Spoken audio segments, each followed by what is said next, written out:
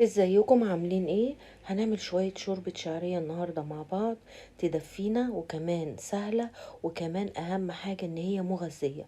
يلا بينا نشوف الطريقة. اي كمية شعرية مناسبة لعدد افراد اسرتي، هحط عليها معلقتين كبار سمنة، وافضل اشوح فيهم لما تديني لون ذهبي. اشيلها على جنب، ومعلقة صغيرة سمنة احط فيها فصين مستكة، ومعلقة صغيرة مليانة دقيق، بس بعد ما المستكة تسيح.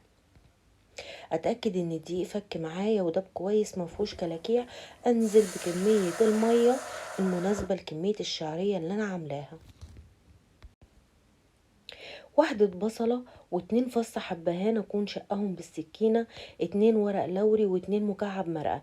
هنزل في المية واسيبها تغلي لمدة نص ساعة على نار عالية. بعد نص ساعة ده شكلها، اشيل الحبهان وورق اللوري علشان ما يعكسنيش في الاكل ولا في التقديم، وابدأ اضيف الشعرية.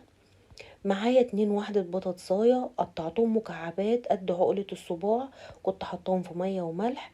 صفيتهم هضيفهم علشان كمان اضيف للشوربة بتاعتي قيمة غذائية. هضيف نص كوباية بزلة.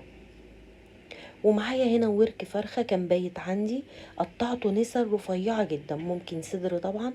اهم حاجة ان احنا نقطعه نساير رفيعة جدا، ممكن كمان لحمة. هسيب الشوربة تغلي غلوتين مش اكتر من كده، هتبقى لسه فيها تكة ما استوتش خالص.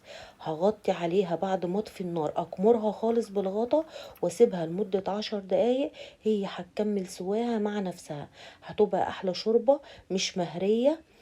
الخضار واللحمة والمكرونة مستطعمة بيهم مش مهريين. نقدمها بشكل حلو كده مع عصير ليمون، بجد ما يتشبعش منها. سهلة ولذيذة ومغذية.